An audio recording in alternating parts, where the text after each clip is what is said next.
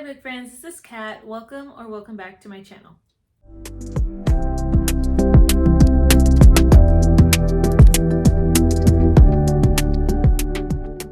So today I am actually going to pick another country for the next place we're going to visit. Below in the description box, I will do my best to put all the countries I have already visited through book form.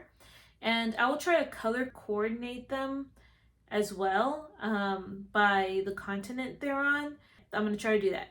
So anyway, last episode we went to Tanzania and to Slovakia. So I pretty much have visited 4 separate continents. I haven't repeated a continent, so we'll see if I can continue on with that trend.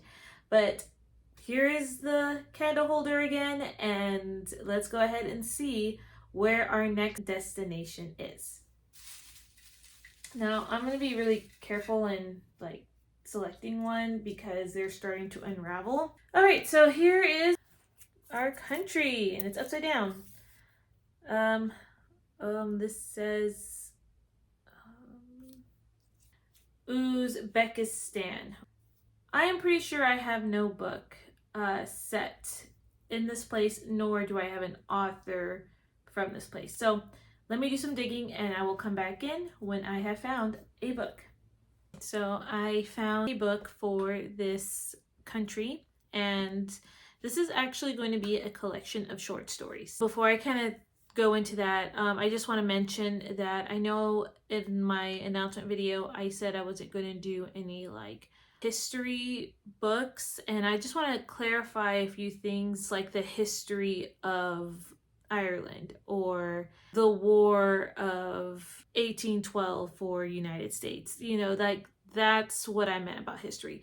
If it was a memoir, it would be different, but I will try not to do a lot of memoirs. I hope that makes sense. So with that being said, the book that I did choose is a short story collection. So it's called A Collection of Uzbek Short Stories. And I didn't really have a rule for this one, but I guess I will count short stories as memoirs. I could read them, but I'll try to find anything else. Anyway, this one is written by an Uzbekistanian. I think that's what you refer people who live there. This author is from Uzbekistan. I'm looking at my screen that tells me the name, but I'm gonna do my best. Mahmuda Sadua Morava. I'll put the name down here so you could see it. And this author, she puts 10 short story collections together, and each is translated into English, and the stories portray different cultural life, any of the social and political events that happened in Uzbekistan, and just different information about the society and all of that. So that is the one that I decided to use. I am going to read this on ebook. It's only 108 pages, and I think what I'll do is I'll read half of the short stories and talk about them, and then I'll come in a second time and tell you the second half to it. That is my selection for this, and I will come and tell you what I think of the first 5 books of this short stories. So I will talk to you in another segment. Okay, in other news, I have a stack of books right here.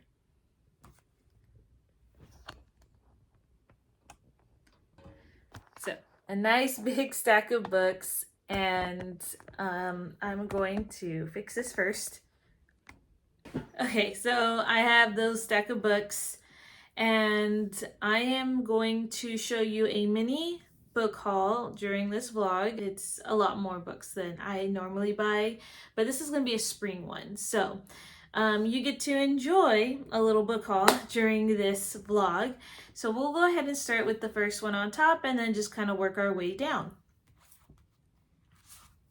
So the first book I have here in my stack is No Personal Questions, Teaching English Online with Dr. Sam. And this is by Samuel G. Cooper, PhD. So this book was actually gifted to me by the author. This is basically his knowledge over 30 years of teaching. And so he's taught in the classroom, and then he has transitioned out of the classroom and taught English online to students around the world. So I asked him about the title, and he did tell me there's a story in there that this title pertains to, but I know the author very well. He's a very funny man. And if his humor translates into the book, then I know I'm going to have a great time. This book also has pictures in it at the beginning of each chapter. This book is really short, and I am looking forward to reading this and giving my thoughts about it. That's what I have to say about this book. My next book in this haul is The Extraordinary Deaths of Mrs. Kipp by Sarah Bransfold. And this is a story about a woman who is a newspaper writer, I believe. So she's a reporter, I'm sorry. And she meets this lady named Clara Kipp. And basically, she's writing her story, and that's a brief synopsis, but I can't wait to dive into this one. Katie thinks I would really like this book, and so this is basically recommended from Katie. So I can't wait for that one. In addition to this book haul, you probably already seen that I have put this on my TBR, but I did get this in the same book haul as part of my spring book haul. So more thoughts about this in my wrap up, but I am loving it. The next one I have is The Four Loves by C.S. Lewis. And this is actually my husband's book, but I want to read C.S. Lewis more, and it was recommended to us by my old youth pastors, so we're going to give it a go. This is another book that I picked up at a just random bookstore. I don't remember where. But this book is called Frozen in Time, an epic story of survival and a modern quest for lost heroes of World War II. And this book essentially is about a B-17 that goes down in Greenland, and there are survivors that are trying to make it home, I guess, or they're just trying to survive until they are found. So this was set in 1942, so during World War II, and I am very curious about this. I haven't heard of their story before, so the next book I hauled is The Yellow Bird Sings, and this is by Jennifer Rosner. And this was a great deal, actually. It was like $2.99 at Goodwill. So that's kind of my secret there, is going to Goodwill and finding books there, because you don't know what you're going to find. And also, I have not had the best luck with the surrounding half-price bookstores where I'm at, nor do I buy full price usually.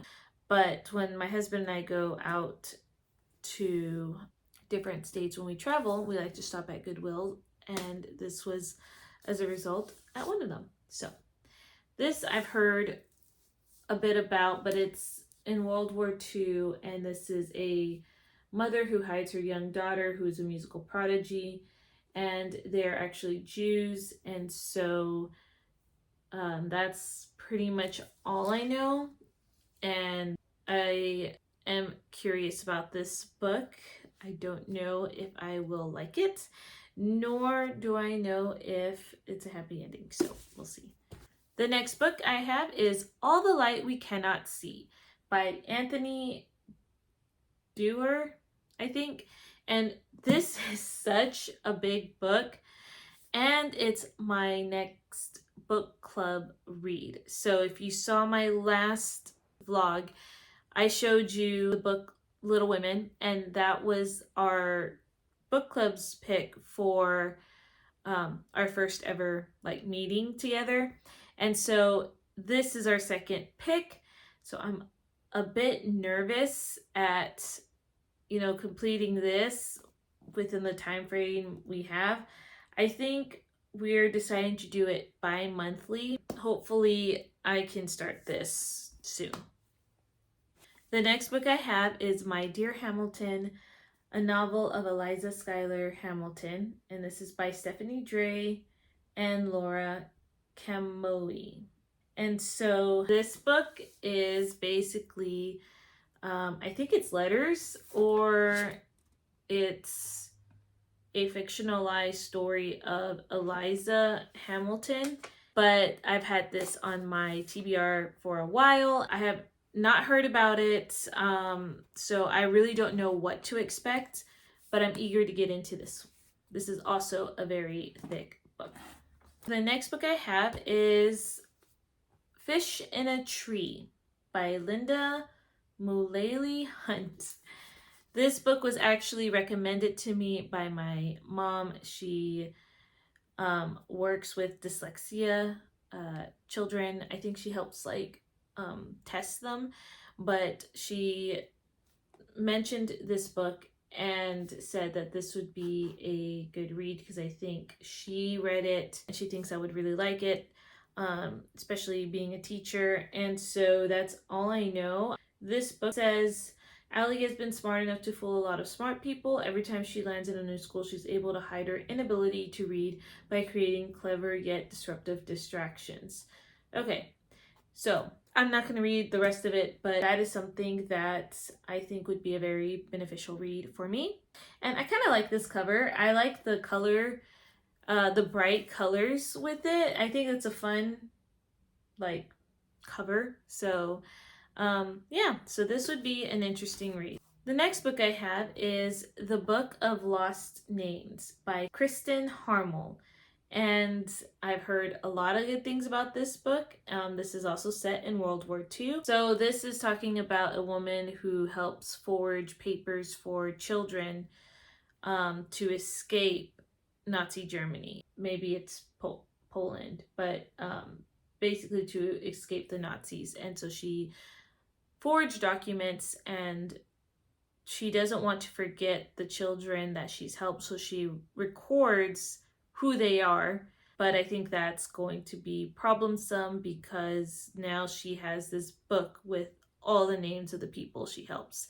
So I think her life's in danger as well, and maybe she's trying to hide the book. The cover is very intriguing, and I almost didn't pick up this book because I'm not sure where this book is in terms of how emotional I will get, because my sensitivity level is very low, I feel, at times. So I don't really want books that, tug so much in sadness, especially dealing with children. But I'm giving it a try, and we'll see if I like it. Plus, look at the spine. Isn't that nice? Yeah. The next book I have it's a pretty popular book, and it was a good deal at Goodwill. Even the cover is really pretty. That is American Dirt by Janine Cummins. This was in the lineup for our book club's next read, but we decided to go with the other book. But when I saw this, I thought I would go ahead and pick it up just in case this will come up in future book clubs. But from what I get from this book is that it talks about the Mexican cartel and this family that's escaping from them. So they move from Mexico to the United States. I am curious, and it'll also be a nice selection whenever Mexico comes up in my Read Around the World challenge, if I don't get to it sooner. All right, the last book I have was a gifted book, and this is Jane Austen and all her 7 novels. So it's big old bind up, but it's a pretty one. And this was gifted to me by my old youth pastor. There's only 2 novels, I think, that I haven't read from Jane Austen. And those are Persuasion and Lady Susan. So All the other ones I have read, but now I have a collection of them. So that was my mini book haul, and I talked more for some than others, but I hoped you enjoyed this little segment in this vlog. And now it's off to reading. Okay, editing cat here. I just wanted to pop in and say that I'm getting rid of that segment that I originally had where I first talked about the books. Today is April the 10th, so it is much later, but I'm just going to recap that smaller section. It was just not good video quality, and it was actually me filming on the road. So it just did not turn out well. So anyway, sorry about that, but I will originally talk about the first 5 books that I did read for the short story collections. So I have my notes down here so I can remember what they were all.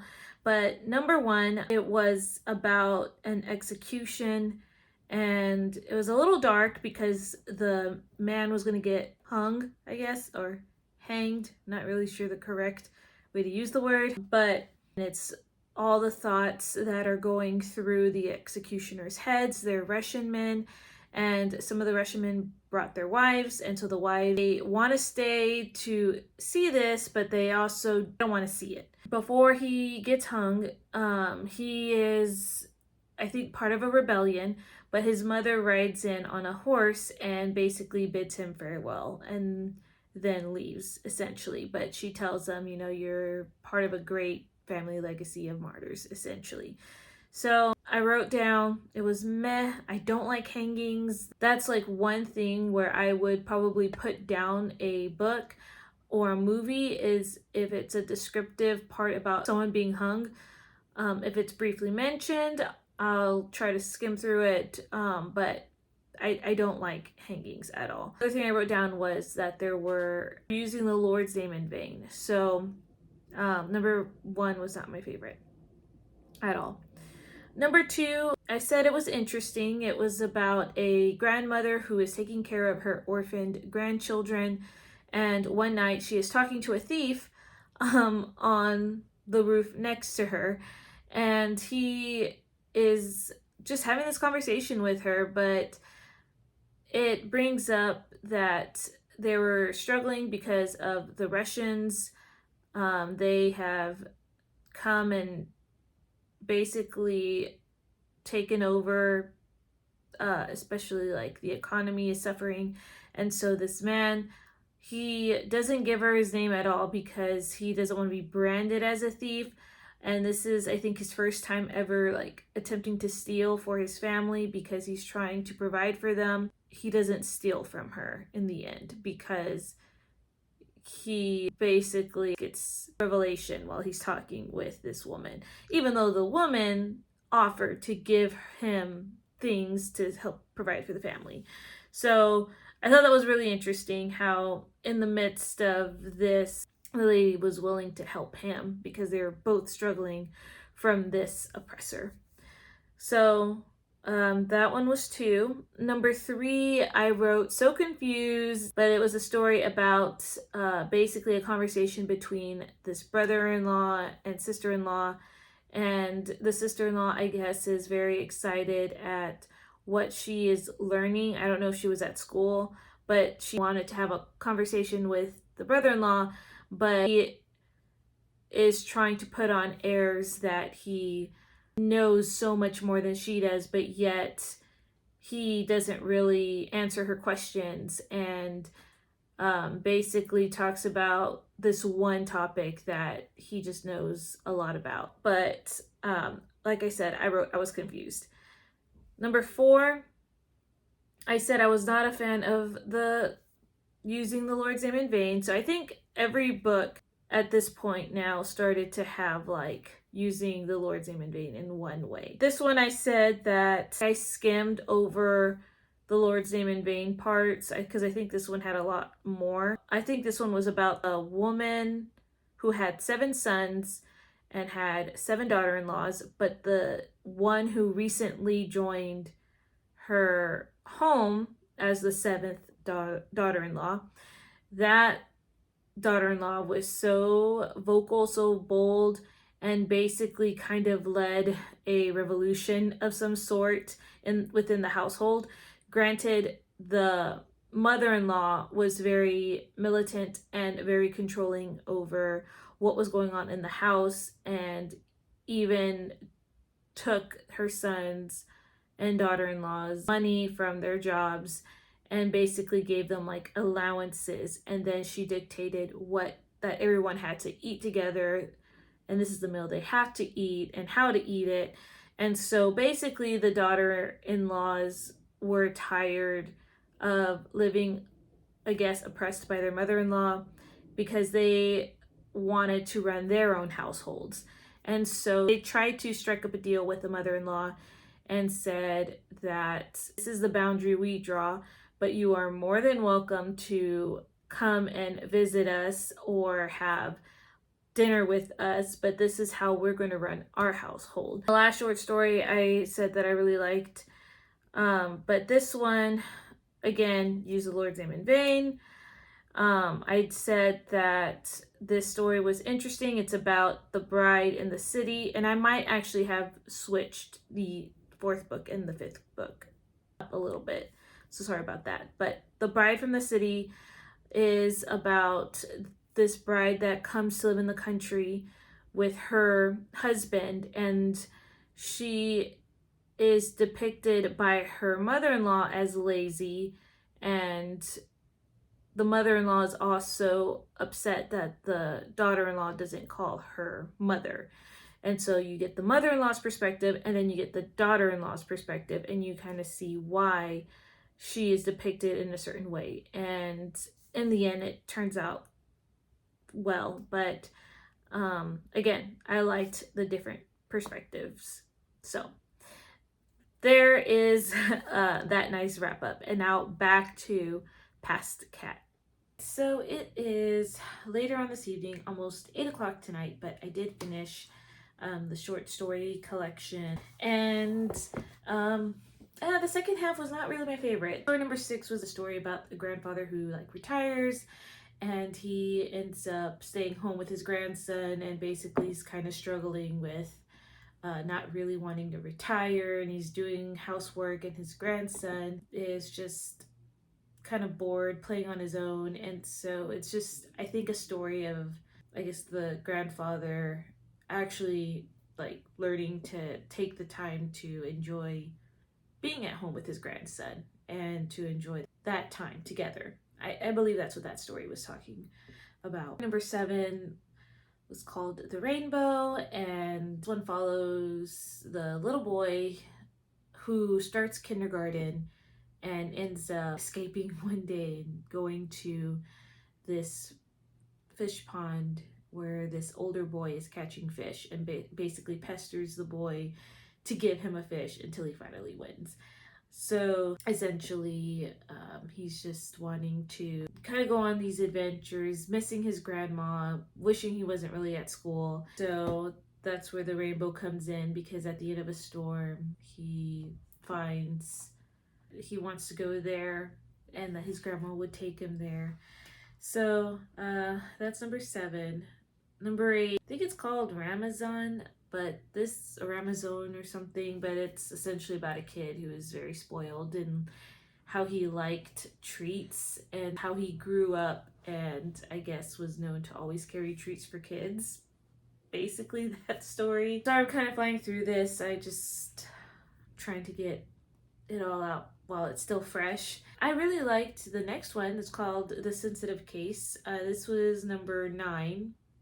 And essentially it's just this comedian talking to this manager, and how they're coming up with ways to make people laugh. And the comedian wants to start off by saying, I'll just pick one of the people in the crowd and kind of hyper focus on this one issue, I guess, they have, or this one thing that I can make funny about them.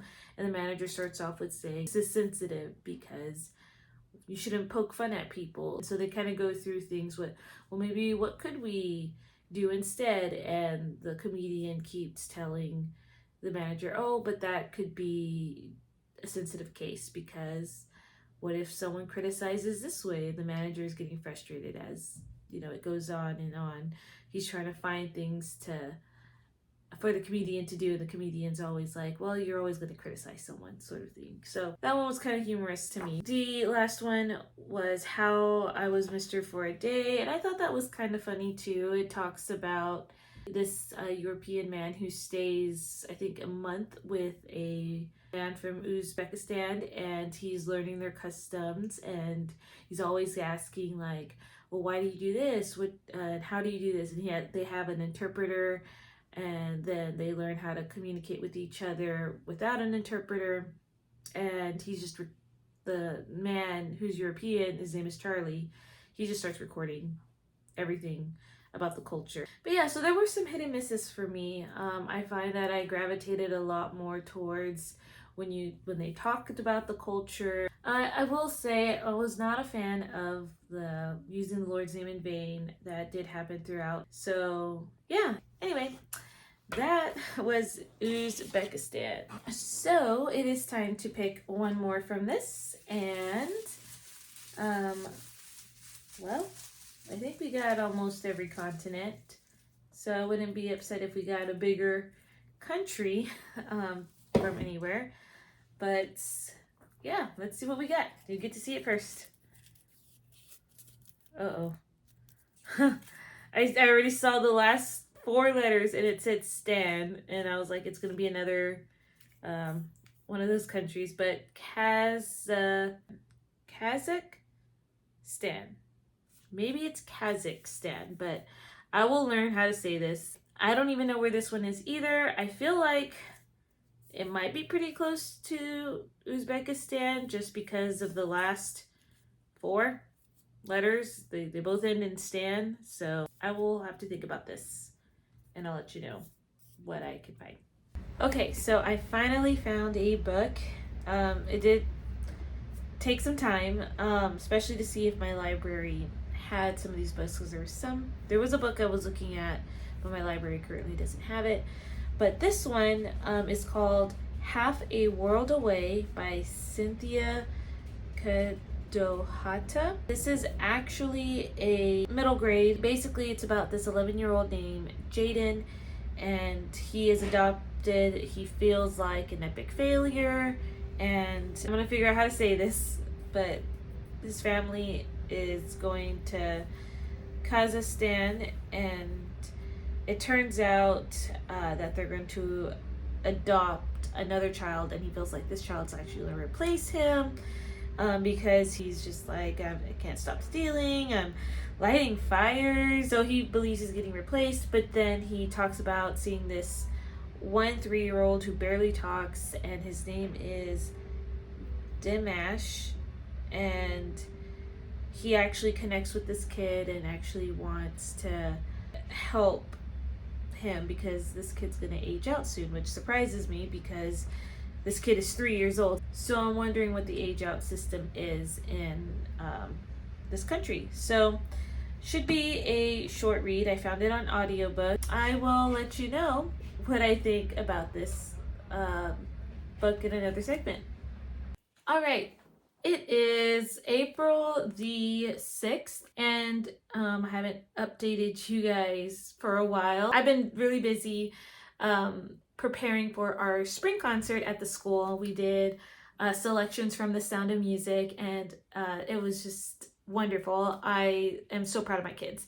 So now that that is done, I am able to like read more and do some more like YouTube stuff, but I am about 47% in this book.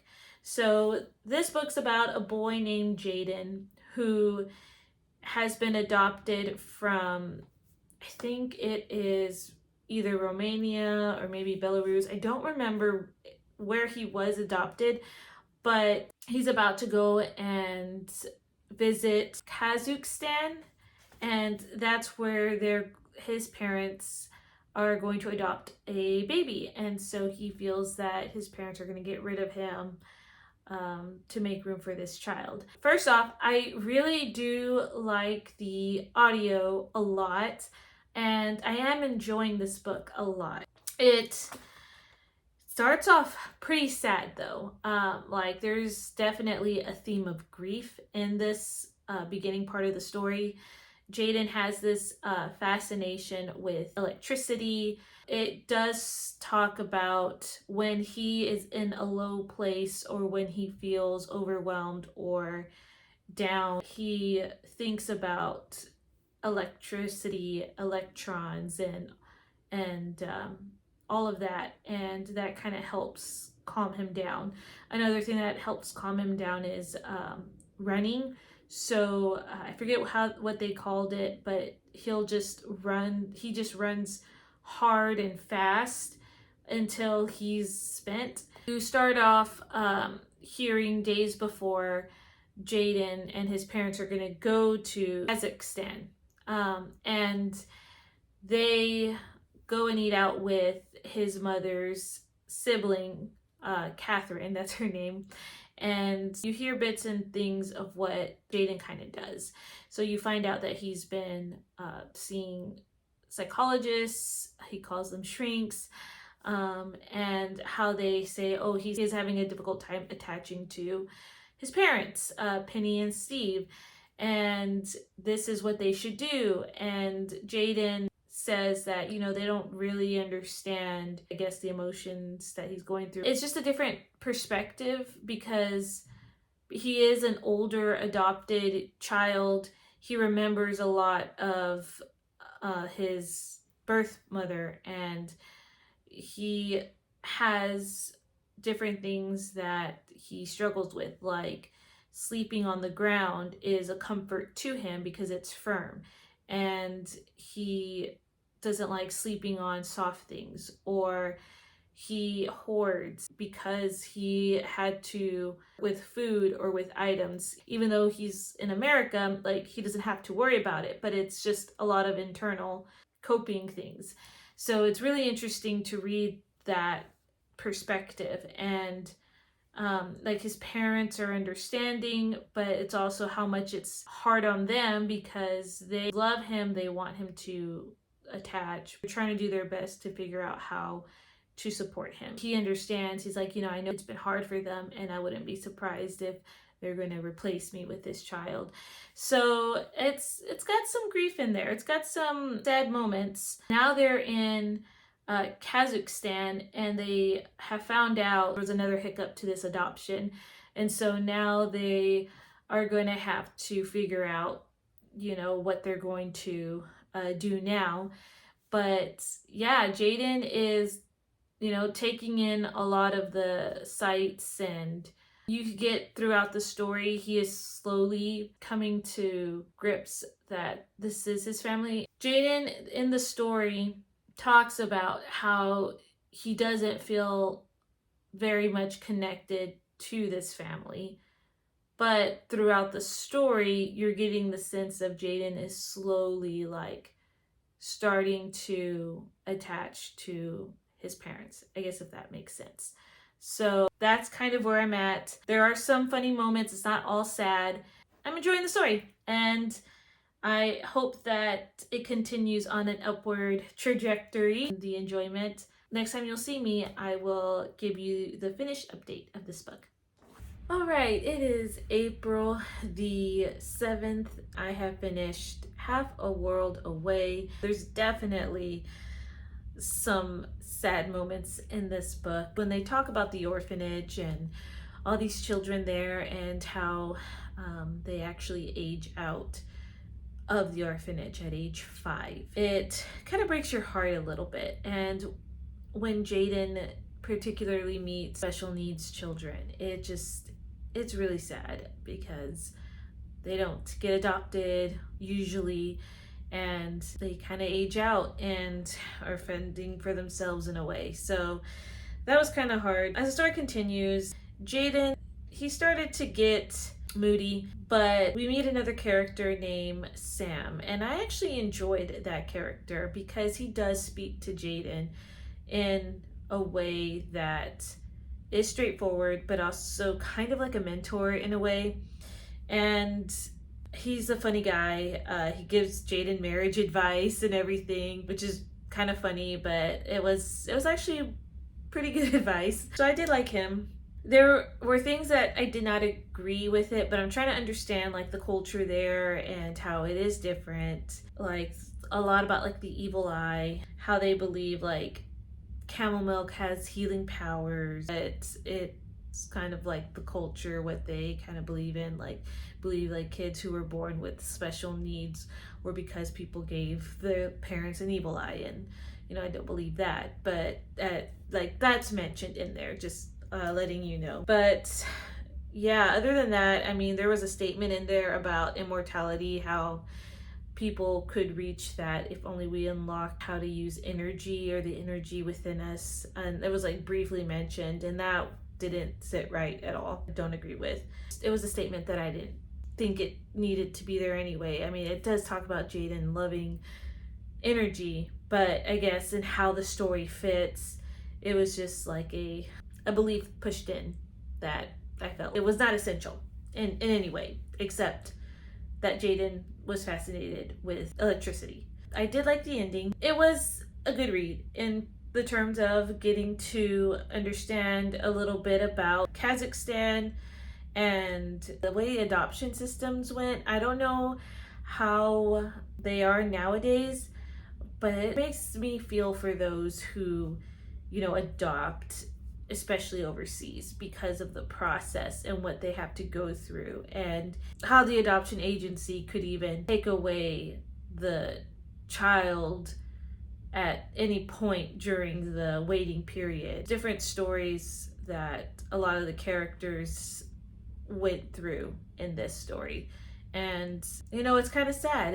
But it opened my eyes a little bit, just to see that, to see how difficult it is. Yeah, that's all I have to say about this book, and I hope that you enjoyed this video. Tomorrow we're experiencing that eclipse, and it's kind of cool that it is in the line to where we live, and so we don't have to go travel, but that is something that we're gonna go see tomorrow. I probably won't vlog about it, but I wanted to mention that little part here because it is a part of history that is happening, and it's not going to happen again for a very long time. So you're not going to see this video until after the eclipse, but I hope you're having a great rest of your day, and I will see you guys in another video. Bye.